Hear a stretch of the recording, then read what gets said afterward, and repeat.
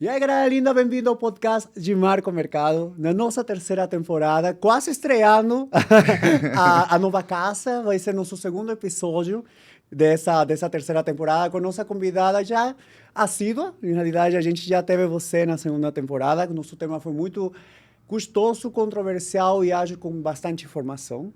Então, te agradeço por estar aqui novamente.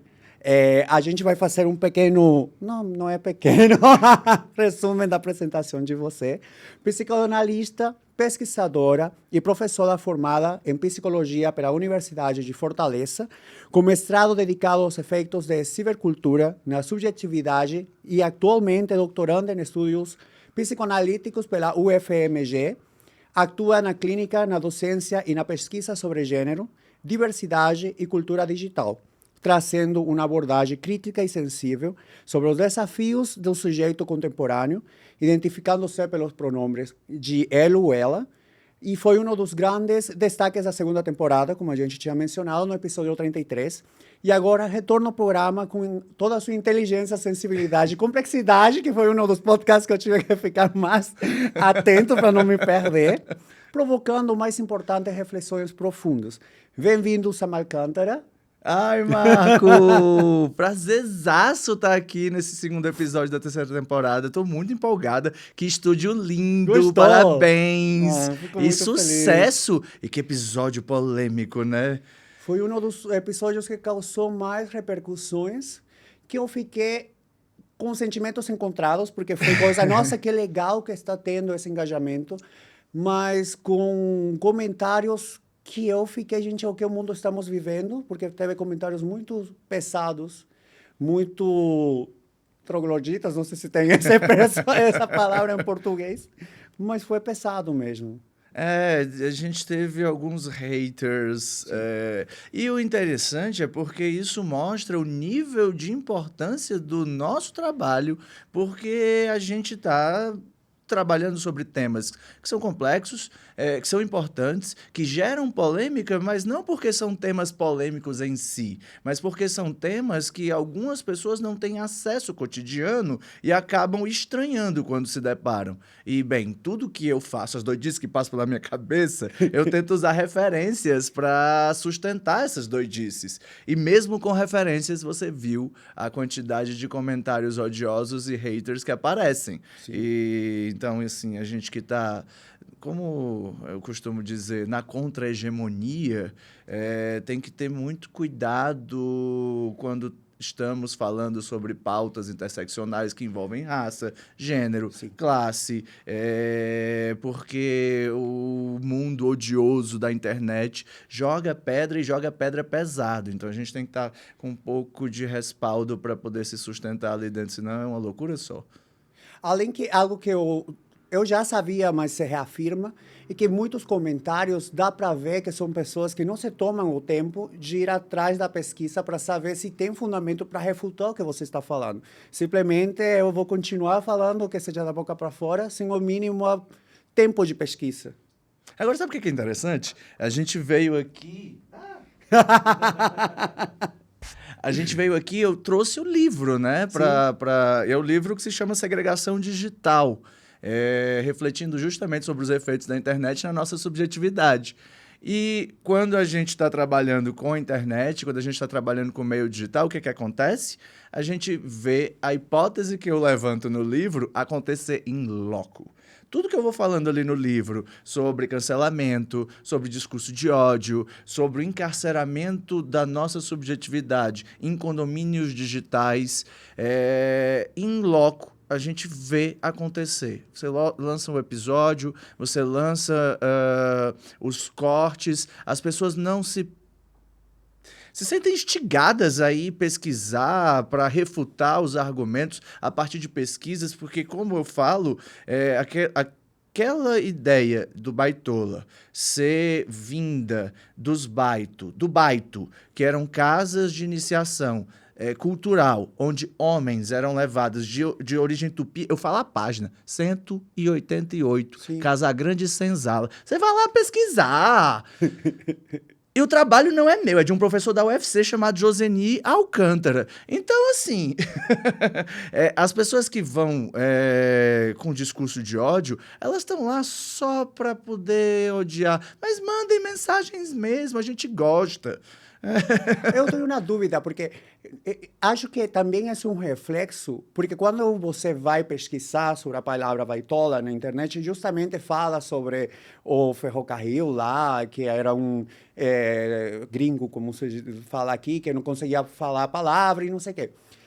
Isso acontece porque existe uma mala informação, talvez, umas páginas... Porque o que acontece? Antes, eu acho que quando você pesquisava na internet, tinha páginas que você tinha mais segurança de que seja uma informação correta.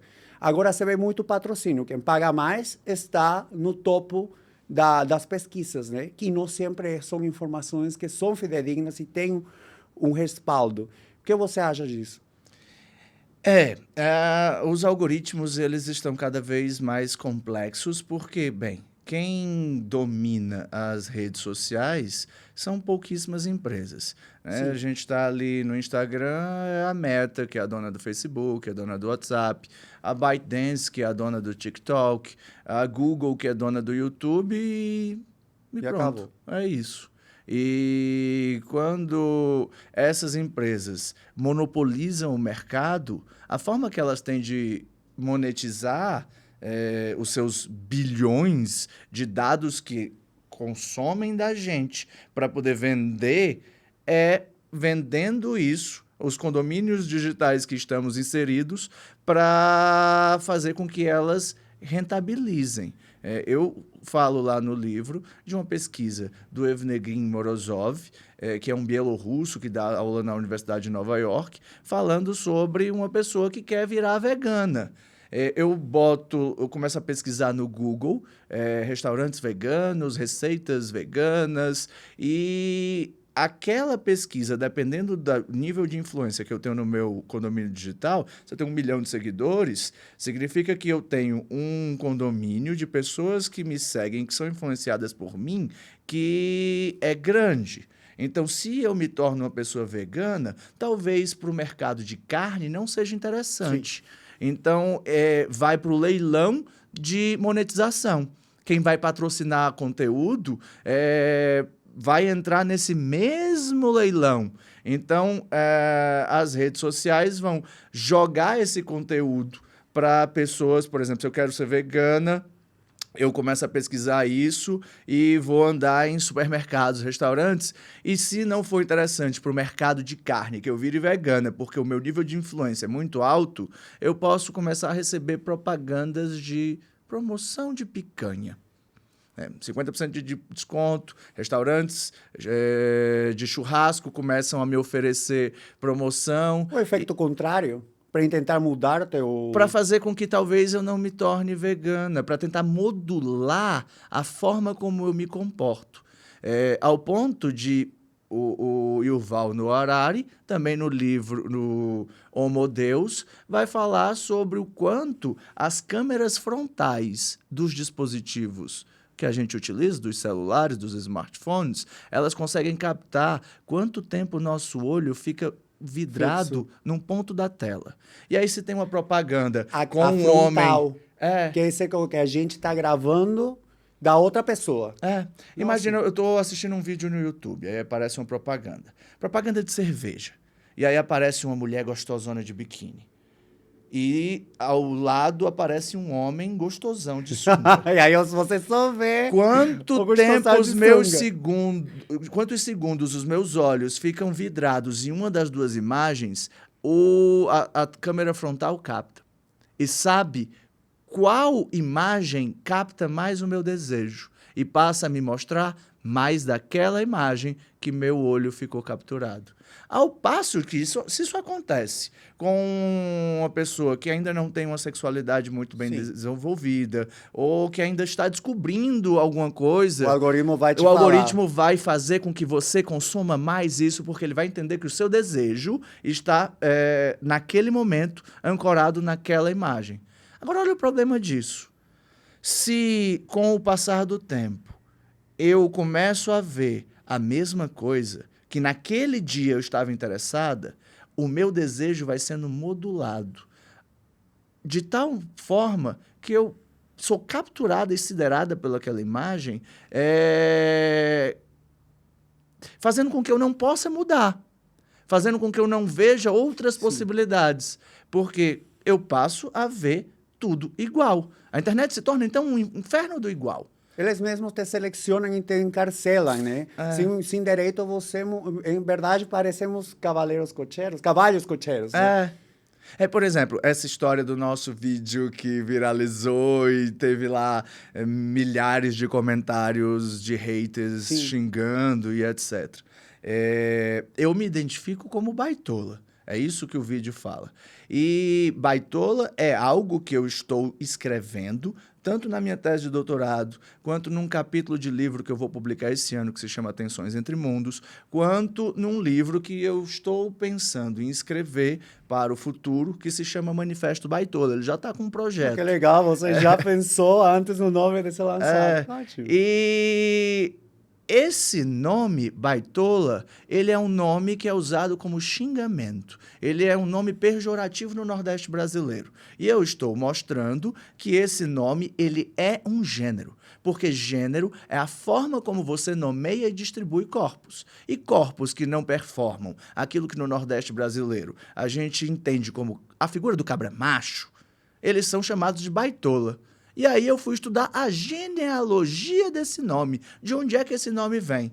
E no dito popular cearense, que circula pelo Nordeste, o nome baitola é, pelo imaginário mítico, traduzido como a experiência de um nome fundado no final do século XIX, a partir de um inglês chamado Stuart Hall, que ele virou o nome de uma avenida lá em Fortaleza, que inclusive passa do lado da UFC, que é onde o professor Joseni Alcântara dava aula, que ele se aposentou. E essa história mítica da distância da bitola, que é o que... Entre os trilhos do trem, e esse engenheiro, ele veio abrir ferrovias no Nordeste brasileiro, e lá em Fortaleza, Sobral, Quixadá, ele ajudou a construir ferrovias ali no século XIX, diziam que ele era homossexual. E por ele ser meio ignorante com os funcionários, reclamar da distância das bitolas, ele falaria baitolas. E os funcionários cearenses, gaiatos, chamavam ele de baitola. Aí vem o baitola. Isso é um mito. Isso é um mito colonial achado pelo professor Joseni Alcântara para apagar a origem da palavra baito, que é uma palavra de origem tupi, que marca a casa de iniciação de masculinidade cultural de povos tupinambás que habitavam a região do Nordeste, que vinham do Maranhão até a região ali da Bahia.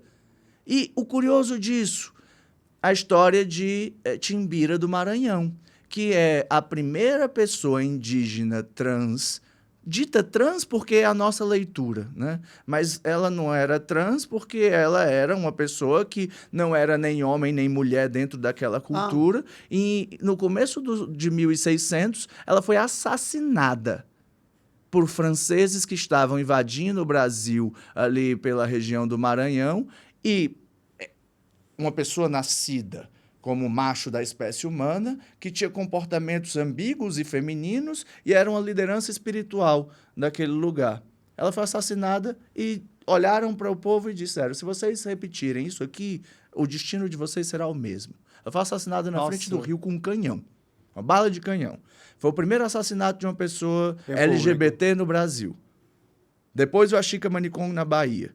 Então, isso mostra como a sexualidade e o gênero sempre foram colonizados pela experiência europeia, que é binária, de que homem é homem, mulher é mulher, e homem deve ter um tipo de performatividade no mundo, mulher deve ter um tipo de performatividade no mundo, que ao longo dos séculos, principalmente depois da Revolução Francesa burguesa, que foi se espalhando pelas colônias da Europa, Portugal, Espanha, França, Inglaterra, essa ideia de que o homem tem que ser esse patriarca que não pode se maquiar, que não pode se vestir de Sim. outra forma, porque até a maquiagem antes da Revolução Sempre era Francesa usado por homens. era usada por Saltos homem, também, quando esteve em mas não França. era qualquer homem, era homem da Sim. corte.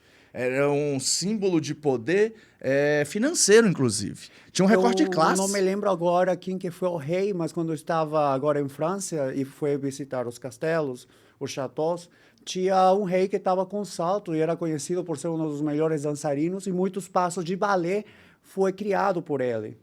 Então, é bastante interessante como quando foi que se criou todas isso de que a saia é mulher, salto é de mulher e isso que está atrapalhando a gente, né? Uhum.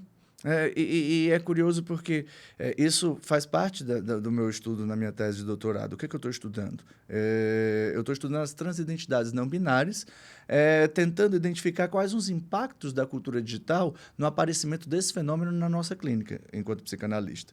E eu sou uma pessoa não binária. Então, eu sou atravessada diretamente por essa pesquisa e sou atravessada por essa pesquisa diretamente porque eu me deparo com a não binariedade de pouco tempo para cá, porque eu não me sentia adequada, eu tentava performar uma heterossexualidade, uma masculinidade que não me cabia, eu sempre fui xingada como baitola no final da minha infância e adolescência inteira, e para me proteger eu tentei ser esse cabra macho que a performatividade da masculinidade nordestina exige. Virei uma gótica metaleira, mas o cabra macho do metal. E isso não era legal comigo, não era legal com as pessoas que se relacionavam comigo, me gerava uma terminar te série... conhecendo de verdade. É o que a gente chama de disforia. É quando você se olha no espelho e não se reconhece. E fica tentando criar uma imagem para que aquela imagem que você olha no espelho seja reconhecida e aceita pelo grupo de pessoas que você tenta circular. E se eu nasci com pênis, cromossomo XY e sou lida como homem pela sociedade, eu preciso estar no grupo dos homens. Porque até a sexualidade e o gênero tem a ver com isso, porque homens gays na infância e na adolescência também são rechaçados pela heterossexualidade compulsória. Então, bem, se eu sou gay, eu tenho que esconder isso de certo modo, porque se descobrem que eu me interesso por homens, eu vou começar a sofrer bullying. Então, a sexualidade, ela é modulada. O gênero mais ainda, porque eu preciso ser macho, muito macho. Eu escutei isso a vida inteira, inclusive da minha mãe. Mas isso também acontece na nossa comunidade, porque fosse como se você tivesse categorias da homossexualidade. Mientras mais masculino você seja, mais musculado você seja, mais barbudo você seja, você é mais macho. Né? Então, inclusive, isso acontece em nossa comunidade. E acontece de um jeito que é tão prejudicial quanto a própria heterossexualidade compulsória da cisgeneridade. Um caso recente. A Pedro, a Tori da novela da HBO, que é uma novela de época que acontece no século XIX, ela está fazendo um papel de uma pessoa trans. Sim. Eu vi, não vejo a a novela, mas lançou uma nota dizendo que era transfake, porque quem tinha que fazer o papel era uma travesti, e Pedro é um ator e não binário, não é travesti, porque performa masculinidade, porque performa feminilidade, não binário, não tem que se fixar com a ideia de uma determinada performatividade de gênero específica. E olha o problema disso. A Pedro foi chamada de transfake, foi achincalhada na internet, a comunidade travesti e trans exigindo que a Pedro, que pode ser o Pedro e Pedro, porque usa todos os 3 pronomes, se retirasse ou se retratasse da novela. Como se a não-binariedade não existisse, como se a transidentidade tivesse como horizonte um determinado grau que tem como parâmetro a própria cisgeneridade. Isso é muito complexo e delicado, porque, a gente sabe do quanto a travestilidade, as travestis foram violentadas e tiveram que lutar para ter um lugar no mundo. A própria ideia de travesti A referência que eu uso de baitola vem da inspiração travesti, vem da inspiração queer nos Estados Unidos. Eram xingamentos. Se chamar de traveco e travesti, até os anos 70, 80, era xingamento. Sim. Então, hoje, travesti é uma pessoa que se empodera de uma palavra que antes era um xingamento. Não, por exemplo, quando eu venho na minha cabeça, quando eu falei para minha mãe que eu era gay, o único que ela me falou, estou muito orgulhoso, mas por favor nunca me apareça de saia e salto. Então, é o pior. O preferível é você ser qualquer coisa menos travesti. Eu tenho barba, eu tenho músculos. Eu não pretendo colocar silicone, não faz parte do meu horizonte no espelho de uma imagem que eu projeto. E eu sou xingada por pessoas trans por usar pronomes do feminino, que são impostos ao feminino. Já recebi mensagens no meu Instagram dizendo: você nunca será uma travesti. Ah, mas você não quer ser travesti. Não quero, não faz parte do meu horizonte também. Mas uma amiga minha, a Sarah Wagner York, travesti, que milita, psicanalista, ela é um monte de coisa. Ela uma vez me ligou e disse: Sam, por que você não pode ser travesti? Aí eu não me vejo assim, mas quem é travesti?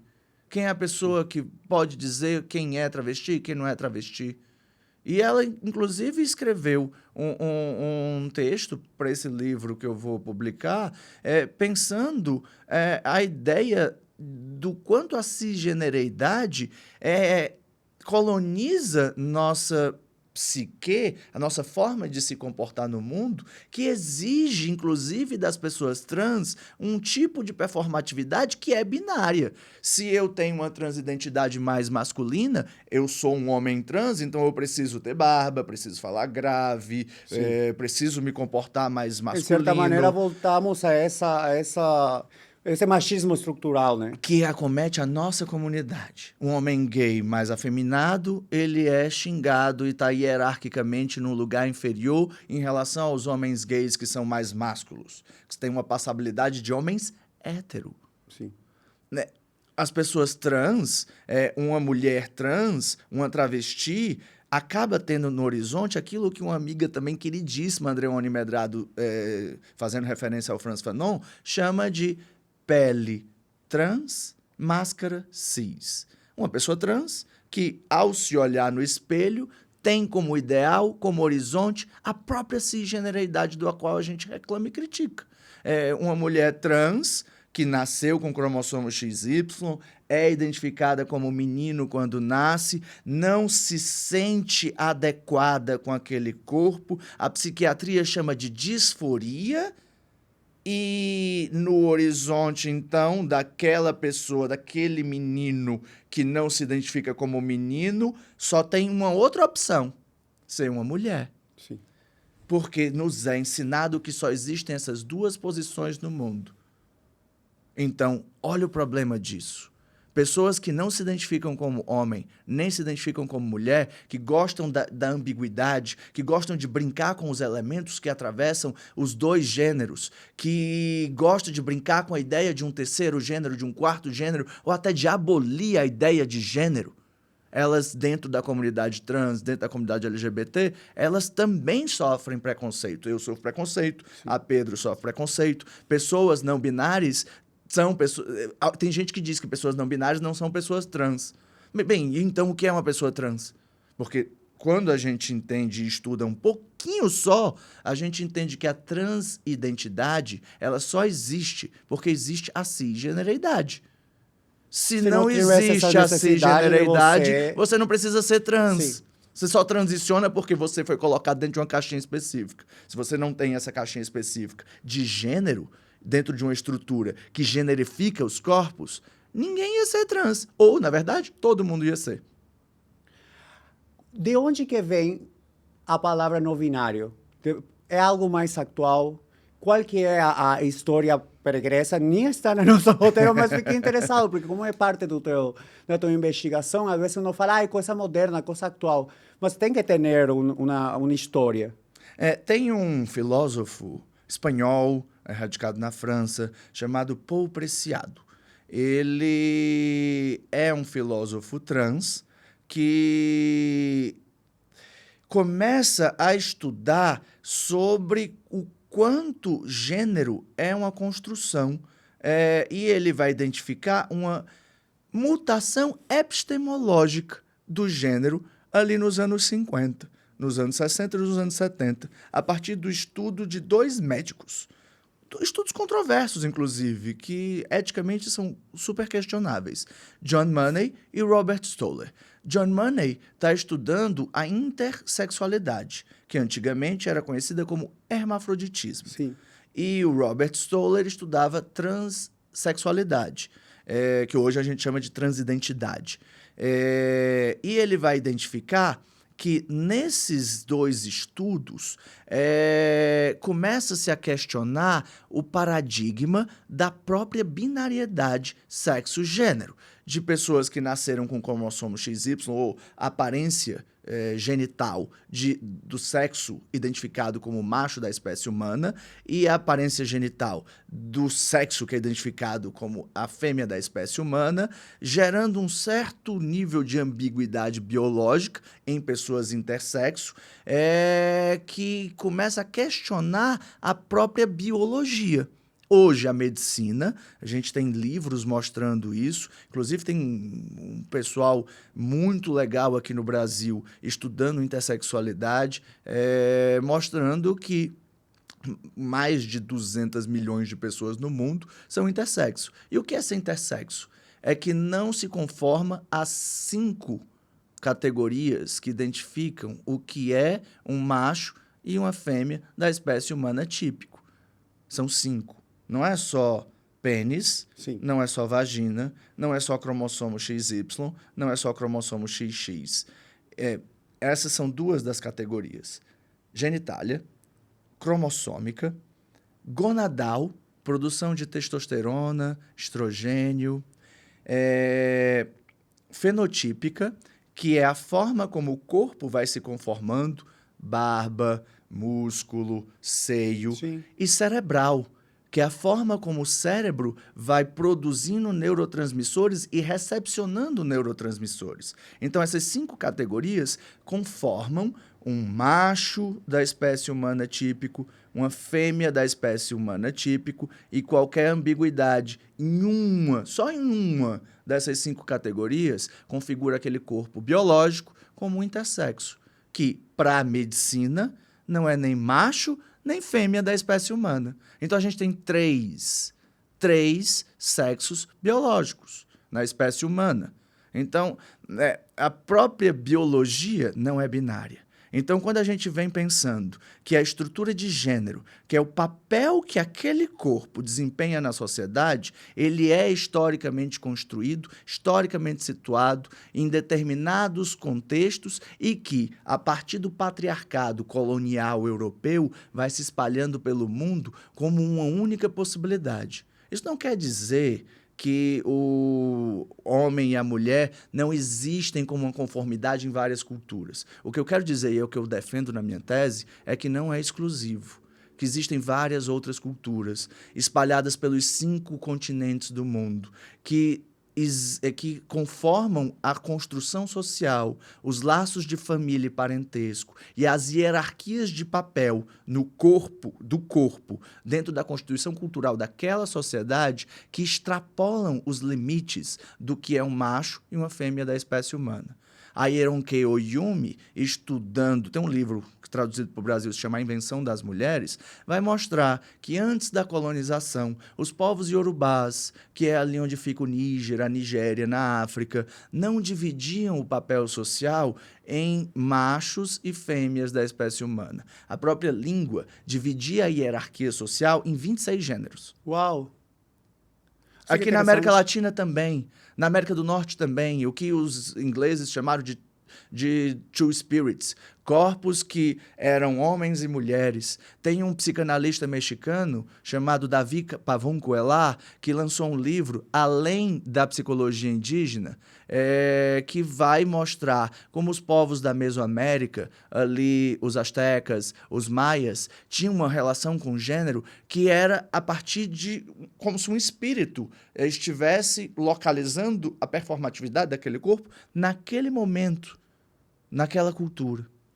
que eu poderia ter nascido com pênis, com a piroca, mas não performar aquilo que se esperava de quem nascesse com piroca. Então, assim, a ideia patriarcal, colonial, que vem da Europa é que colonizou e homogeneizou tudo que era expressão de gênero e cultura ao redor do mundo, dizendo que aquilo que não fosse cristão e que não performasse a ideia do homem e da mulher bíblica, que é abraâmico, que Deus criou o homem à imagem e semelhança de si mesmo. Mas ele não criou a mulher à imagem e semelhança de si mesmo, é o homem. E ele presenteia o homem com uma pessoa que é retirada da costela dele para servir como companheira para prover ao mundo. Então a mulher não é a imagem e semelhança de homem. Quando você casa, fala, né? A mulher está feita para estar do lado, nunca por cima. Justamente por isso de tirar a costela e criar a ela. Essa historinha de mais de 4.000 anos, ela foi colonizando o mundo inteiro a partir das grandes navegações. E tudo que não vinha dessa mesma historinha era considerado pelos europeus como primitivo.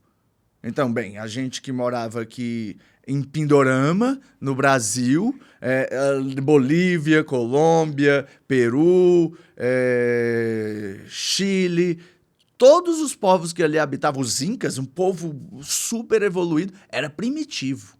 Era primitivo por quê? Porque não acreditava no Deus cristão, porque não tinha a performatividade cultural que era europeia. Como se aquilo fosse o universal e que todo mundo devesse ser europeu. A gente, voltando na parte que era a outra temática, falando do cancelamento, porque tanto você como eu, a gente teve algumas censuras com nosso anterior podcast e eu teve outras experiências também. A expressão cancelamento se tornou extremamente comum nas redes sociais. Do ponto de vista da psicoanálise e da cultura digital, como podemos definir o que realmente é cancelamento? Isso é uma questão problemática porque tem dois parâmetros interessantes que a gente precisa analisar. O primeiro é a forma como o cancelamento se dá, né? Que é uma tentativa de matar digitalmente uma pessoa. Eu chamo isso no meu livro de deletável. É aquele sujeito que invade o muro do meu condomínio digital, como a gente viu acontecer com aquele episódio, com aquele recorte do nosso episódio, que as pessoas que entendiam o que era que a gente estava falando quando estava falando de baitola, comentavam positivamente, mas aquele vídeo acabou furando os muros dos condomínios digitais da extrema-direita. E estava muito claro que aquilo era posicionamento de extrema-direita, extremamente preconceituoso, extremamente homofóbico, extremamente transfóbico. E o que acontece? Quando aquelas pessoas de extrema-direita começam a comentar no vídeo, o algoritmo entende que aquele perfil gostou daquele conteúdo e começa a enviar aquele conteúdo para pessoas que têm o mesmo perfil, ou seja, dentro daquele condomínio digital, o nosso vídeo viralizou. Então, dentro da extrema-direita, aquele vídeo começa a circular, começa a gerar engajamento. 2.500 comentários da noite para o dia, 500 mil de visualizações. Isso faz com que a gente comece a ser xingada e ter um movimento de cancelamento. Ponto 1. E aí tem o ponto 2.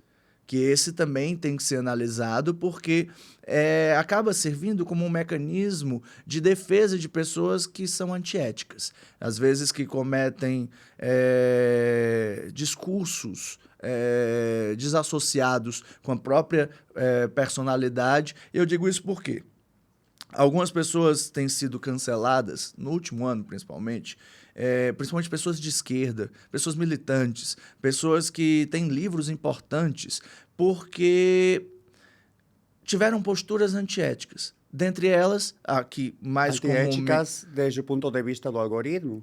Não, do ponto de vista social Entendi. mesmo. Por exemplo, uma pessoa que ocupa um cargo de docência, ou um cargo, ou que é psicanalista, ou que é um político, ministro de um governo de esquerda e que comete assédio, que comete racismo, que comete transfobia, que faz com que aquela pauta da qual ela diz reivindicar e que ela tem um grau de importância dentro do campo, comece a ser questionado. E pessoas do mesmo campo começam a cancelar aquela pessoa, dizendo, bem, não vou mais convidar fulano do X, eu não vou citar nomes, porque senão eu vou ser processado, eu não tenho dinheiro para pagar advogado, não.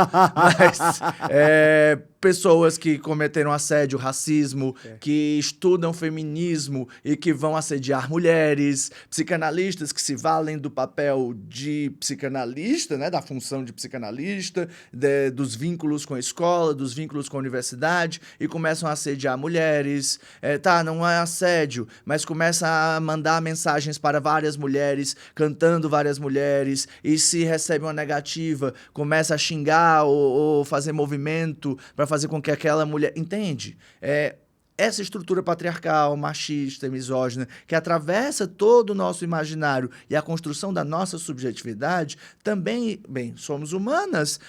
Algumas pessoas acabam, principalmente homens, se valendo dessa mesma postura para assediar mulheres, para violentar mulheres, para ocupar um cargo de poder, de docência, e tentar convencer mulheres a ter atos sexuais, atos libidinosos, bem, tirar vantagem. Então essas pessoas acabam sendo canceladas.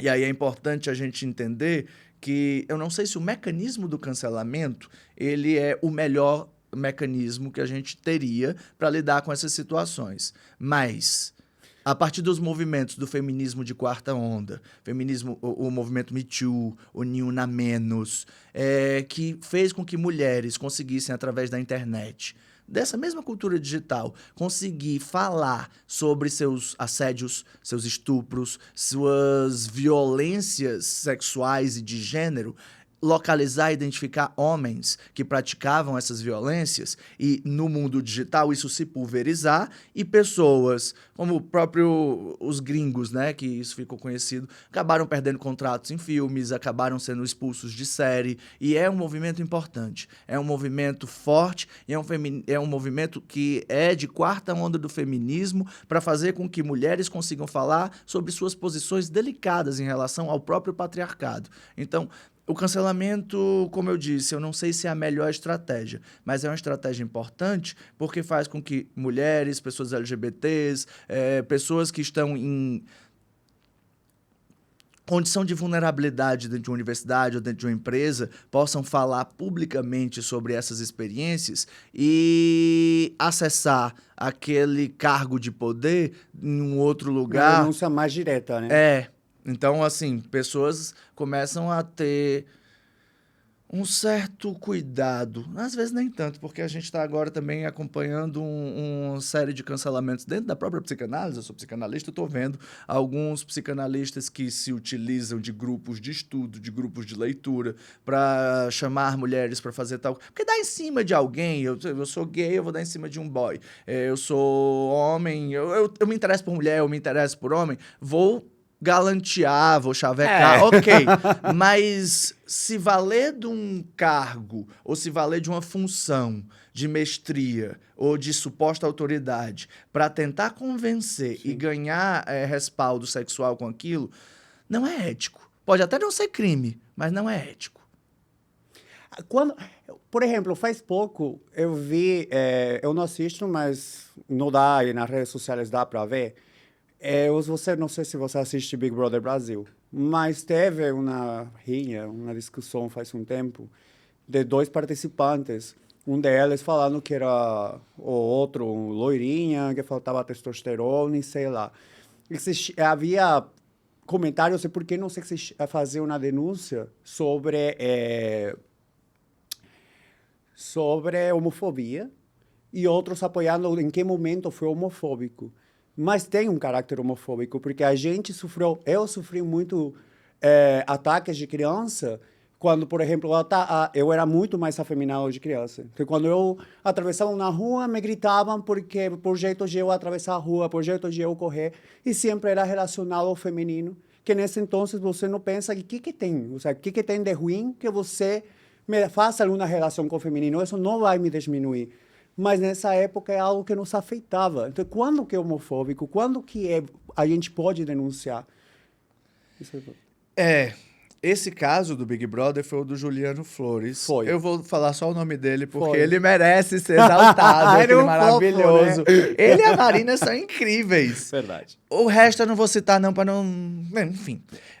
E é homofobia, sim, porque ele se identifica como homem, ele se identifica como homem cis heterossexual.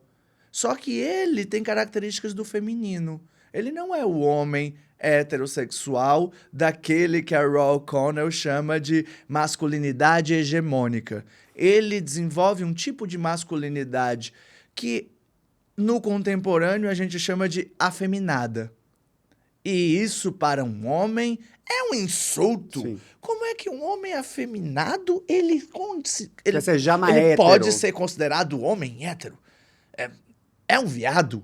É um viado que fica com mulheres, que não se assumiu. Bem, eu mesma já escutei isso algumas vezes, nos meus rolês apocalípticos. Ai, que lembrança eu me gostosa. revelando. Uma época eu namorava uma mulher e a gente tinha um relacionamento aberto. E numa festa, a gente bebeu um pouquinho, saiu ficando com várias pessoas da festa. E eu tava beijando uns boy, ela beijando umas gatas. E aí ela começou a beijar uns boy também. E aí um boy chegou, um dos boy que tinha beijado ela chegou pra mim. Ai, a amizade de vocês é incrível. Aí eu olhei, nossa amizade é incrível, mas a gente não é só amiga não, viu? A gente namora mesmo. Aí ele olhou, é sério? Isso não é só fachada? Aí eu olhei pra ele, fachada de quê? Tu acabou de me ver beijando um boy? Eu não tô escondendo as coisas pra ninguém, não. Aí ele ficou, Aí eu, é acostumado com homem hétero namorando mulher e pegando travesti, ou saindo com boy no sigilo lá no Tinder, só a foto da pança e dizendo homem hétero casado que sai com boys no sigilo, e acha que todo mundo tem que ser daquele padrão. Eu sou bissexual, pansexual, eu me relaciono com pessoas. Não me importa o que é que elas têm no meio das pernas. O que me interessa é a forma como aquela pessoa se expressa no mundo. E eu tô mais interessada por pessoas menos masculinizadas. De 2014 pra cá, eu não fico com homens, por exemplo. Não que eu não possa ficar, mas eu não tenho, assim, hoje em dia, tanta atração por homens. Isso não tem a ver com ter piroca ou não ter piroca. Tem a ver com o tipo de performatividade que... O problema não é a sexualidade. Eu vivo dizendo isso para as pessoas. Mulheres chegam para mim, eu não aguento mais esses homens héteros. Aí eu olho para elas, se tu fosse gay, tu ia dizer a mesma coisa, porque é homem do mesmo jeito. Homens mais afeminados sofrem não é as mesmas coisas, mas sofrem coisas que também não são tão agradáveis. Eu, por exemplo, já fui super violentada e assediada por homens em festa. Em carnaval, por exemplo, ano passado fui para Belo Horizonte, tava no bloco lá das gays. Teve um boy que se sentiu no direito de apertar os meus 2 mamilos e me puxar. Outro, em uma outra festa, me agarrou pelo pescoço, me puxando pelo meu colar pra me dar um beijo. Cara, parece homem hétero tóxico puxando cabelo de mulher hétero numa festa de sertanejo. É a mesma coisa. Então o problema não é a sexualidade. O problema é a forma como o gênero é construído e se acha no direito de se apropriar do corpo que não é homem. Porque se eu estou mais feminina ou se eu estou usando elementos que não é do masculino, eu vou ser violentada. Então, o problema é a forma como o gênero masculino hegemônico é construído. Juliano Flores. Juliano Flores é um querido maravilhoso que performa um tipo de masculinidade que é mais afeminada, que é mais sensível, que é mais delicada, que não precisa ficar se afirmando como um macho o tempo inteiro, como a gente diz, botando a piroca na mesa. E isso faz com que ele sofra muito preconceito, muita violência. Enfim... Eu parto do princípio que no dia que as pessoas pararem de ficar com homens, não é com quem nasceu com cromossomo XY e tem um pênis. No dia que as pessoas pararem de ficar com homens, os homens vão deixar de fazer esses tipos de comportamento. Porque a internet parece ser ou se transformou em um tribunal público onde qualquer pessoa pode julgar, ordenar ou expor a outra vida. A gente às vezes se sente muito protegida, né? Sim. Porque se eu tô de frente para você, eu sei que você pode reagir e o tipo de reação que você terá não está no meu horizonte de cálculo. Isso pode me colocar numa zona de vulnerabilidade ao ponto de eu sofrer algum tipo de violência ou sanção e etc.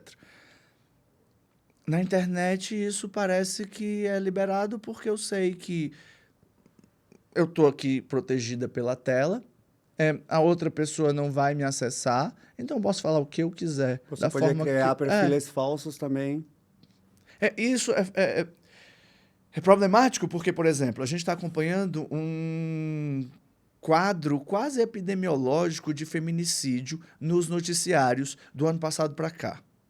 Os índices de feminicídio no Brasil aumentaram muito. Uma mulher está morrendo a cada 6 horas no Brasil. Mas não quer dizer que antes não morriam. Aumentou um pouco. Não foi tanto assim, não. É porque as notícias estão sendo tão graves que a gente está se assustando. Mas há 5 anos atrás, o índice de feminicídio não era muito inferior do que o que a gente está vendo hoje, não. O problema é, por que está aumentando? Por que homens se sentem no conforto de dispor da vida de mulheres? Porque é um corpo mais frágil, porque é um corpo que deve ser vilipendiado, que não tem o direito de existir, de escolher. E na internet é como se todos os corpos fossem corpos femininos. Porque um corpo feminino para um homem é um corpo inferior. É um corpo que pode até ter algum tipo de autonomia, mas desde que aquela autonomia seja relegada a mim, homem, que enquanto namorado preciso exercer o meu poder de macho, porque eu não posso sofrer. Até um dia desse, começo dos anos 2000, um homem que estuprasse uma mulher que não fosse virgem tinha um atenuante de pena. Mulheres virgens, a pena era mais alta, mulheres que não eram virgens, a pena era menor. Não tinha conhecimento disso. Até um dia desse, um homem que matasse a sua mulher porque foi traído, ele poderia não ser preso, porque ele estava protegendo a sua honra. Você tem noção? E também quando a mulher era prostituta, o estupro meio que não existia. Aí a gente entende, a lei mudou. A lei, ela é um reflexo de um Congresso que tenta circunscrever historicamente um ponto. Que pronto, agora isso aqui vai ser crime. Agora isso aqui não é mais crime. Só que o que faz com que a lei existe ou deixe de existir é a forma como a sociedade é estruturada. Então você mudar a lei não quer dizer muita coisa. É importantíssimo, mas não vai mudar a cultura. A cultura do estupro, a cultura do machismo, a cultura do feminicídio. Você pode botar 100 anos de cadeia, prisão perpétua, prisão de morte, os números vão continuar muito parecidos, porque é a mentalidade masculinista que faz com que homens se sintam no direito de dispor da vida de tudo aquilo que não é homem. Não é só de mulheres, não, porque o Brasil é, pelo 17º ano seguido, o país que mais mata pessoas trans no mundo, de todos os países que fazem esse tipo de pesquisa. E a esperança de vida da pessoa trans ainda continua baixa. Em média, 35 anos. E não é qualquer pessoa trans que morre nesses números. A maior parte das pessoas trans que são assassinadas no Brasil são transfemininas. E não são qualquer transfemininas, são transfemininas pretas. E não é qualquer transfeminina preta, é transfeminina preta periférica. A gente tem aqui um recorte de classe, de raça e de gênero. Ou seja, uma pessoa feminina preta que não nasceu mulher, ela tem a expectativa de vida baixíssima e dentro do nosso contingente populacional, ela está no maior grau de vulnerabilidade possível. Porque é mais difícil conseguir emprego, é mais difícil ter uma estrutura familiar que dê uma consistência para que ela possa, inclusive, estudar, terminar os estudos, ir para a faculdade, terminar um mestrado, um doutorado e desenvolver uma carreira e um pensamento. De conseguir uma boa colocação de emprego, de conseguir ter um relacionamento, de se relacionar com pessoas. Porque dentro da nossa estrutura machista, patriarcal, cisgênera e hétero, que conforma a heterossexualidade, pessoas que não estão dentro desse enquadre e que vão desenvolvendo camadas de vulnerabilidade porque a gente é um país racista, a gente é um país misógino, a gente é um país classista. As pessoas que conseguem juntar tudo isso dentro do mesmo lugar acabam tendo um grau de vulnerabilidade maior. E aqui eu estou falando de classe, raça e gênero. Tem capacidade também, ou seja, pessoas que têm algum tipo de não conformidade estética, ou porque são gordas, ou porque são magras demais, ou porque tem algum grau de deficiência. Eu odeio esse nome, sim, porque a deficiência significa que a pessoa não consegue performar com o corpo um tipo de experiência que é exigido. E ela só é deficiência porque o mundo foi construído para que ela não consiga fazer isso. Seja uma pessoa cadeirante, seja uma pessoa com um grau de obesidade, porque não vai conseguir passar em alguns graus de porta, ou coisa porque o mundo não é feito para ela, ou porque é uma pessoa baixa demais, ou porque é uma pessoa alta demais. Então, o mundo não é feito para aquele que não se conforma à norma. E a norma é uma construção histórica que vai dizer o que é normal e o que não é normal. Ou seja, o que é padrão e o que é desvio padrão. Então, a gente tem um grau de complexidade muito grande para tentar incluir pessoas. Seja pessoas que têm, por exemplo, autismo, TDAH, que virou epidemia hoje nas crianças. É um tipo de transtorno mental, de transtorno neurológico. Esse aumento das crianças com TDAH e autismo tem alguma relação com a quantidade de redes sociais digital? Sim. Tem, total. Total. Porque é engraçado, né? Todo tipo de transtorno, ele só passa a ser um transtorno porque ele, como o próprio nome diz, transtorna as exigências de sociabilidade que são preferidas dentro daquele meio específico. Ou seja, a gente vive num mundo capitalista, neoliberal, que a performance ela é exigida para que cada corpo seja responsável pelo seu sucesso, pelo seu fracasso. Uma pessoa que não consegue se concentrar muito bem em tarefas específicas, ela vai ter um déficit de atenção e hiperatividade. Sim. É o diagnóstico sintomático dentro das características do transtorno de déficit de atenção e hiperatividade, TDAH. Quando foi que o TDAH surgiu? Antes não existiam pessoas com TDAH? O TDAH ele é um tipo de experiência que faz com que você tenha uma atenção flutuante. Ao mesmo tempo, algumas coisas te capturam e você entra naquele famoso hiperfoco. Essas experiências são super úteis em vários contextos. Só que para uma criança que dentro de uma escola é exigido que ela se concentre naquilo que está sendo dito, naquilo que está sendo mostrado, e ela não vai conseguir performar aquilo que querem que ela performa, é um transtorno. Porque ela está fora do que se espera.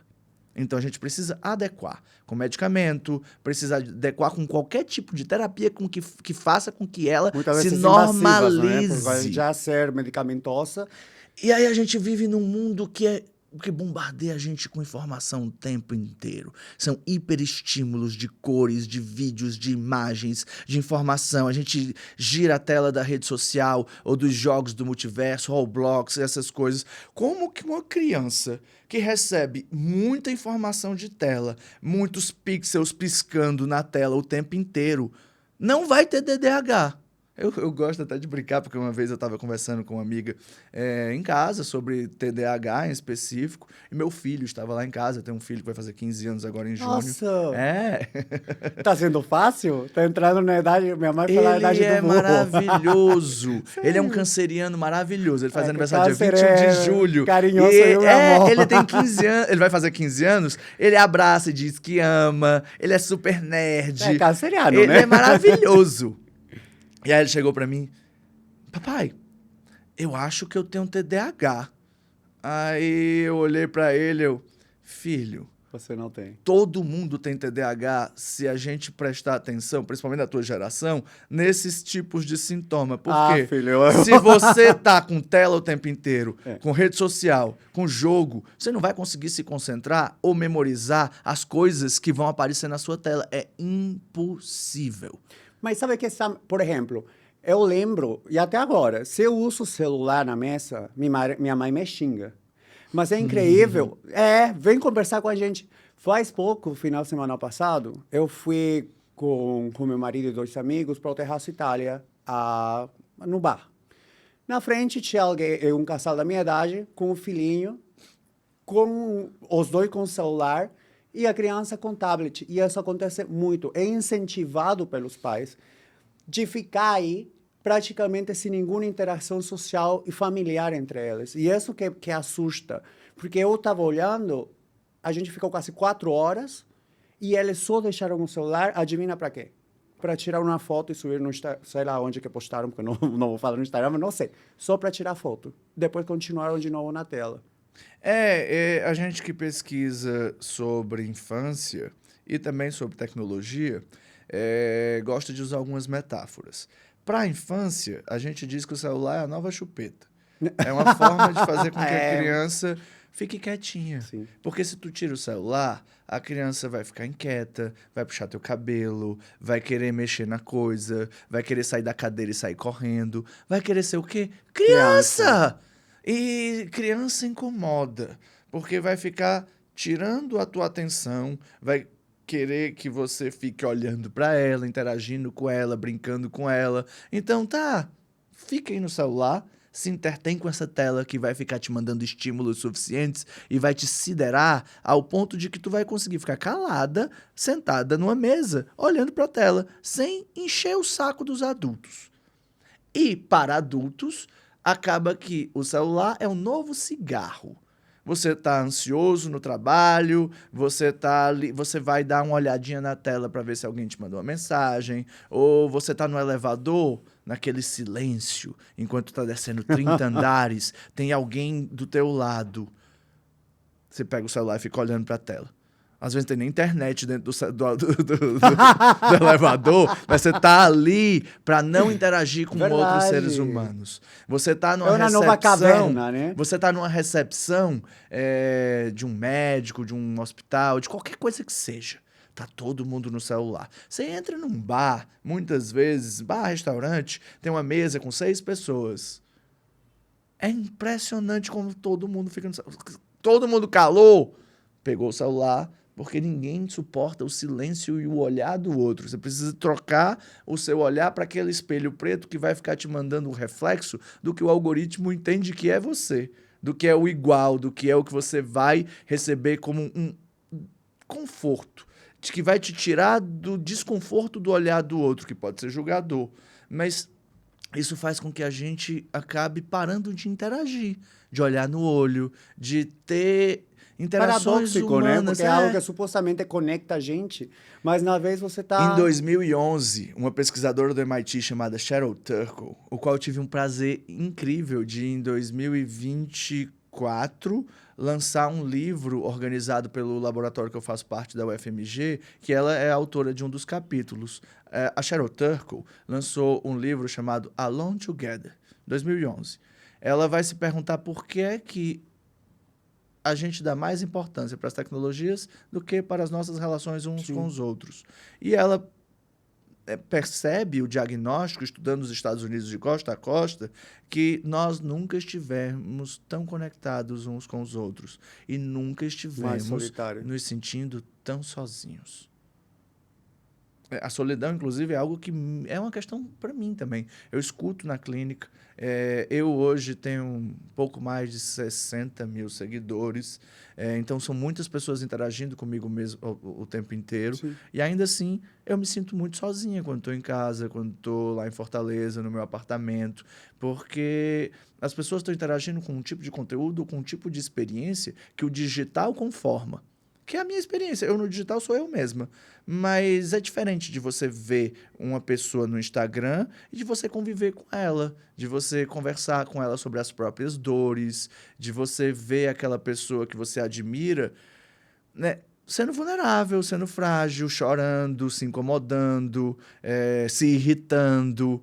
E as pessoas não querem esse tipo de experiência. Elas querem experiência de prazer, porque o desprazer tem que ser evitado. Então, na internet, você fica tentando essa coisa que o pessoal da neurociência chama de efeito dopaminérgico. Eu preciso, então, de dopamina. Dopamina o tempo inteiro. Sim. Então, é curioso, porque se você entra no conflito, ele tem que ser evitado. E o contato físico e humano, as relações, elas são marcadas por conflito. A gente que estuda psicanálise sabe que o conflito ele faz parte da experiência humana. Nós temos conflitos com a imagem que a gente olha no espelho. Essa máxima do segundo mandamento de Jesus Cristo do Novo Testamento que diz: amai ao próximo como a ti mesmo. A gente que estuda psicanálise sabe que isso gera um tipo de problema muito específico. Por quê? Quando você olha no espelho, você se ama todos os dias?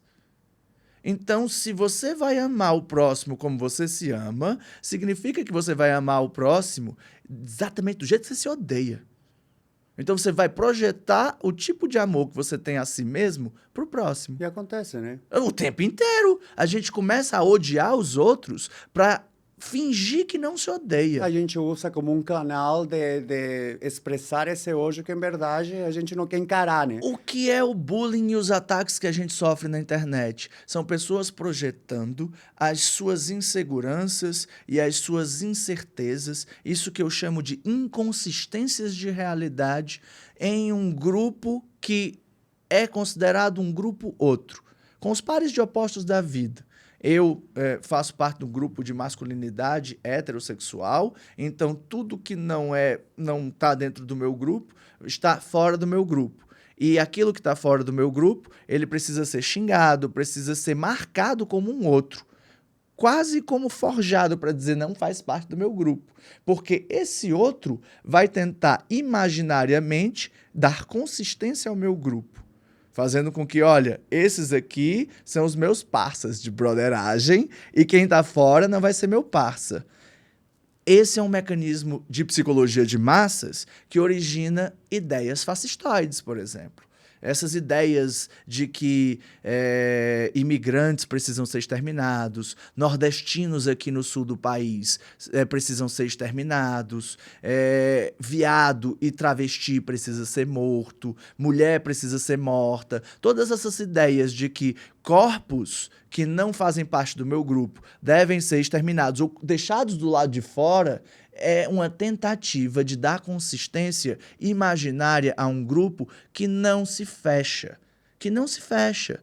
Eu gosto de falar, e é um posicionamento político meu, que a gente precisa entender a diferença como algo radical. É o que eu tenho chamado de radicalidade da diferença. Quando a gente começar a entender que a igualdade não se faz com a homogeneidade das pessoas, mas que a única igualdade possível é entendermos que todas nós somos diferentes, que somos forjadas dentro de um mesmo aparato simbólico, a linguagem, essa língua portuguesa colonial que a gente usa para se comunicar com os outros, a língua inglesa que acabou sendo a língua da globalização, elas são formas que a gente tem, ferramentas, uma gramática de despojar da realidade um conjunto comum de referências.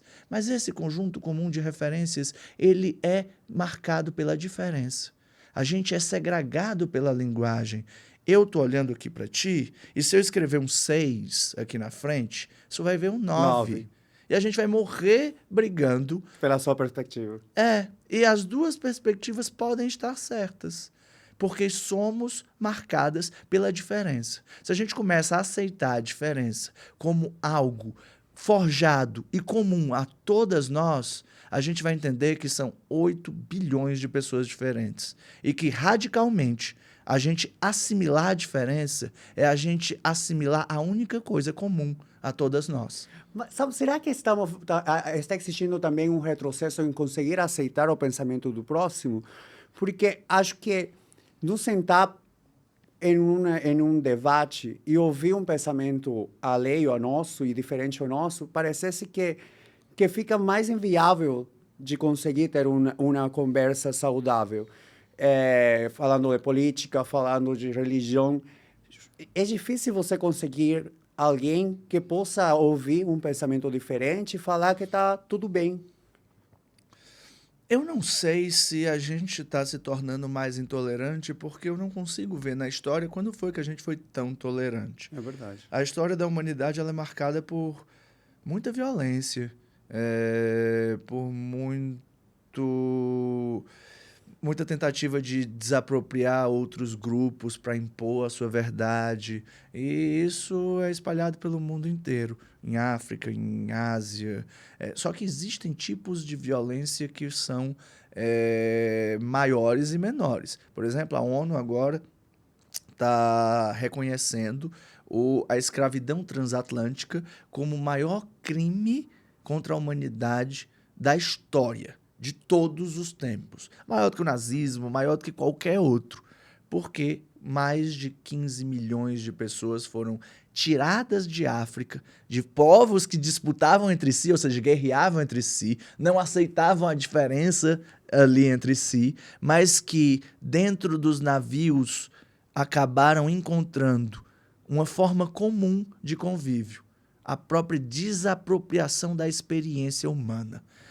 Tem um pesquisador da Universidade Federal Fluminense chamado Márcio de Jagum, que tem um livro incrível, que se chama A Filosofia Descolonial do Candomblé Nagô, que ele vai estudar como as religiões de matriz africana, em especial o candomblé, ele acaba se originando aqui no Brasil como um sincretismo de várias experiências religiosas, espirituais e culturais que não eram próximas em África. Por exemplo, o pessoal do Daomé e o pessoal Oyo, que é a região ali do Níger, da Nigéria, que brigavam entre si, mas que tinham cultos daomés e cultos Oyôs, que eles não eram cultuados pelos dois povos, mas os dois povos foram colonizados, foram escravizados, foram tirados de seu território e trazidos para as Américas, né? Haiti, Estados Unidos, Brasil. Quando desembarcam em Salvador, uma forma de tentar manter as suas tradições vivas, sua religião, sua relação com a espiritualidade, inclusive com a própria natureza, foi mantendo os cultos de forma sincrética. Bem, você acredita no Deus Cobra, você acredita no Deus Trovão, então vamos aqui cultuar o Deus Trovão e o Deus Cobra. E aí acaba se tornando ali os orixás, acaba se tornando ali expressões de culto da natureza e da espiritualidade que anteriormente não estavam juntos, mas que passam a estar juntos. E para sobreviver, enquanto pessoas pretas escravizadas no Brasil começam a sincretizar também com as próprias experiências coloniais. Os santos do catolicismo. O São Jorge supostamente está relacionado com o orixá. Não me lembro quem, Ogum? Ogum. Sim. Então, no candomblé é um, na Umbanda é outro. A Umbanda tem um sincretismo também com as religiões, ou com os cultos espirituais ancestrais indígenas, afro-brasileiros e indígenas, né? Então, assim, as inquices...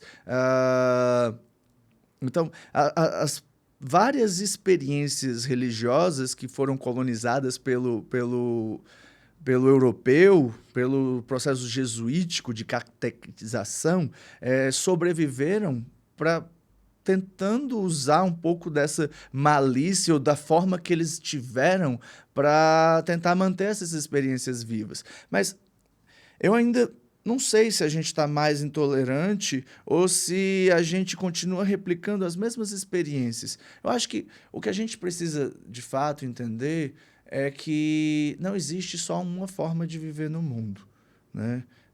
O mundo ele é muito mais complexo do que os nossos olhos conseguem ver. As cores, elas são formas que o nosso sistema de visão físico limitado tem para descrever aquilo que atravessa esse sistema de percepção. Nós temos 5 sentidos, né? A gente vê, a gente ouve, a gente cheira, a gente degusta, a gente experiencia com a pele. E na nossa visão europeia colonial, a gente acaba privilegiando a visão. A gente chama, inclusive, de cosmovisão. Sim. Visão de mundo. Essa mesma autora nigeriana, Eronke Oyumi, fala que a gente precisa expandir isso como uma cosmopercepção, integrar os 5 sentidos na forma como a gente interage com o mundo. E tem um físico que eu gosto muito, que já faleceu, que num livrinho chamado Bilhões e Bilhões, o Carl Sagan, ele vai dizer que a nossa forma de experienciar a realidade é infimamente limitada. A gente só vê aquilo que está entre o vermelho e o violeta. Se a gente for para todos os espectros de luz, isso é tão pequeno. A gente não vê nada que está no infravermelho ou no ultravioleta. A gente só escuta um traço de hertz que vai de um agudo a grave muito curto. Outras experiências biológicas deste planeta conseguem escutar agudos e graves que a gente não consegue escutar. Por que que os seres humanos acham que aquilo que atravessa os próprios olhos é a verdade, A com A maiúsculo? Então, a gente precisa baixar um pouco a bola e entender que a gente faz parte de um mundo muito, muito mais complexo do que os olhos que a gente tem conseguem captar com experiência. E essa percepção do mundo também muda dependendo do conhecimento que você tem, porque os espectros de cores a gente consegue enxergar dependendo do conhecimento, tipo, na faculdade falávamos que alguém que vive sempre rodeado de neve vai ter tons de branco mais diversos que a gente que nunca viu a neve, por exemplo. Então, isso também é muito mutável, porque as percepções que a gente tem mudam cada vez mais conforme mais aprendamos, né? Isso que você falou é sensacional, porque existem, por exemplo, povos em África que conseguem ver tons de verde que a gente não consegue ver. E por que que eles veem? Porque eles são treinados a nomear esses tons. E como eles têm nome para classificar aquele tom, eles conseguem, a partir do sistema de percepção deles, ver a fração que muda de um tom para o outro. E eles nomeiam aquilo. Então, como eles têm mais símbolos para nomear a experiência de realidade, eles fazem com que mais existências se ampliem. Por isso que, quando a gente fala de não binariedade, é uma coisa super importante. Por isso que eu falo de Baitola como uma criação de gênero. É para dar visibilidade não identitária, para criar uma nova identidade, mas para mostrar que quando a gente está nomeando um tipo de experiência no mundo, a gente está conformando uma relação com a realidade que se torna mais complexa. Então, os estímulos cerebrais, os estímulos de percepção, de visão e de audição, eles são treinados com o mundo. Então, se você vive num ambiente que não tem muita luz, você acaba conformando os teus olhos a ver coisas na escuridão. Quando você tem luz muito forte na cara e aquela luz desliga, você fica cega. Até que os teus olhos começam a se acostumar com esse novo ambiente. Então, por que que a gente quer que tudo se conforme com aquilo que a gente vê e que experiencia? Sam, como sempre, nossa conversa foi super interessante. A gente chegou ao nosso tempo, passou um pouquinho. Te agradeço novamente por estar aqui conosco. Acho que já você vai colecionar os leques. Ai, tudo! Mas essa é a terceira temporada. Amo! Pra você lembrar da gente. Eu fico batendo like lá em Fortaleza. Fala quais são tuas redes sociais e tua frase de despedida para todos nós. Então, eu chamo as pessoas que me seguem de curiosinhas, porque eu sou uma pessoa curiosa, então eu espero que as pessoas que estão interagindo comigo pelas vias do digital se tornem curiosas. É isso que a gente conversou, é basicamente o que eu gosto de dizer para as pessoas. Não se conformem com aquilo que vocês veem. Pesquisem, interajam, conversem, fiquem curiosas para pesquisar sobre o mundo. É uma curiosidade científica mesmo, para você impor um método. Então, se você quer ter a curiosidade de continuar vendo as doidices que passam aqui na minha cabeça com algum grau de referência, vá lá em @SamAlcântaraPsi, no Instagram, no TikTok. Eu tô no YouTube também, mas eu não tô produzindo por lá. Mas fica por lá que talvez eu apareça um dia para produzir. Muito obrigado, Sam. Então, galera, não esqueça de curtir, comentar e ativar e compartilhar nossos conteúdos, ativar o sininho para receber as próximas notificações. Um beijo. Beijo!